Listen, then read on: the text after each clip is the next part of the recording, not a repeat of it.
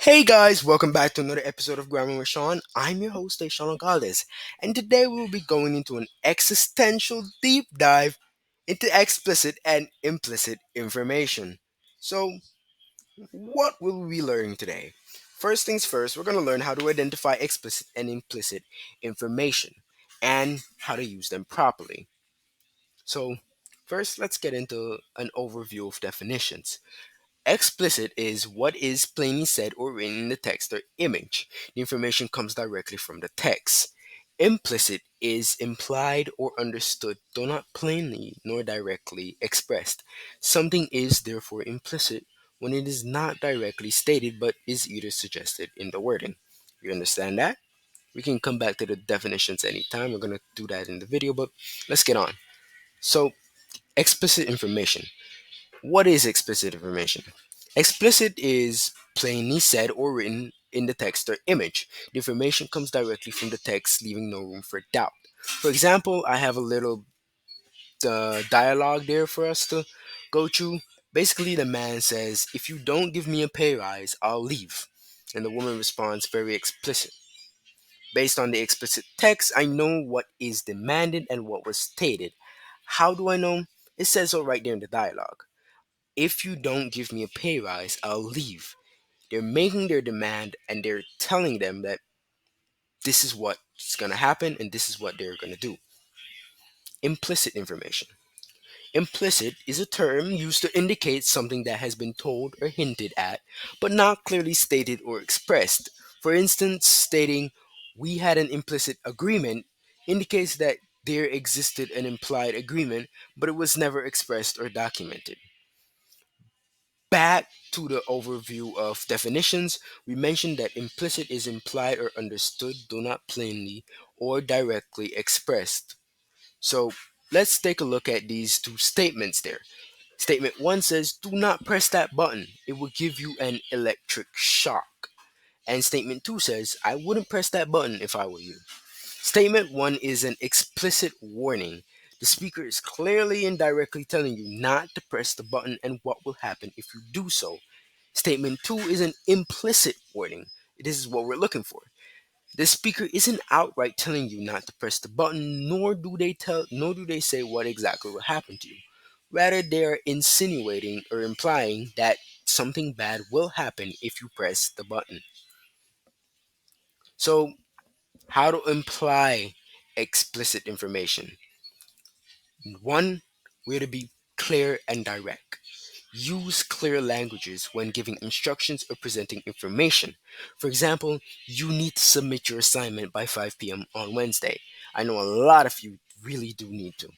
And to provide all necessary details, ensure all important information is included to avoid misunderstandings.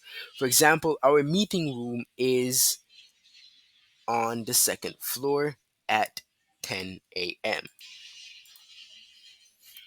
How to apply implicit addition. First things first is to read between the lines. We are always supposed to be paying attention to what is suggested or hinted at rather than only what is said. For example, "I guess I'll spend another Friday night at home alone."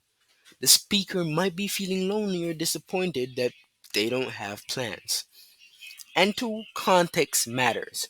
Understand the situation and background to grasp the full meaning. For example, John walked into the meeting room and everyone fell silent. John walked into the meeting room and everyone fell silent. The silence suggests that John might be in authority or an authority figure, or that something serious had been discussed before he arrived. But of course, we cannot forget about inferencing. So, what about it? Well, you see, inferencing is the process of drawing conclusions based on implicit information. It involves using clues and context to understand what is not directly stated. Inferencing ties in closely with implicit information because it requires you to read between the lines, what we discussed before this, and use context to grasp the full meaning of a message. It is a critical thinking skill that allows you to make educated guesses about what's not directly stated.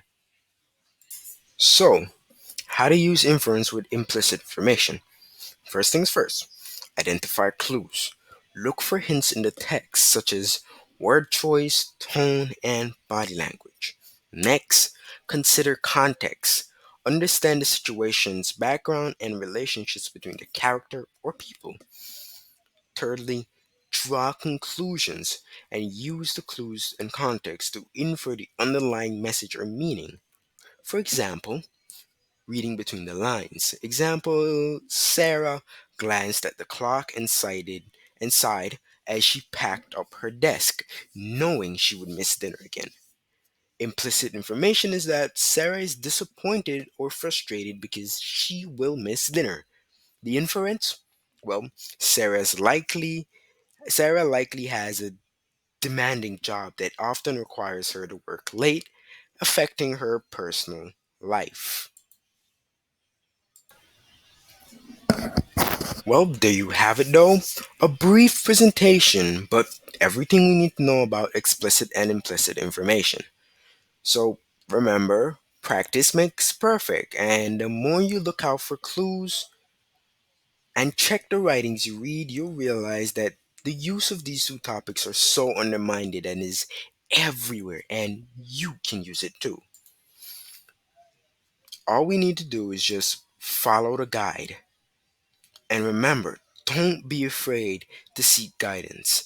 That's one of the only things that got me through my years in the education system. Anyways, that's a wrap for the video. I hope you found it very informative and helpful. And you can always come back to the video and revise. And if you need any help, you can always contact me.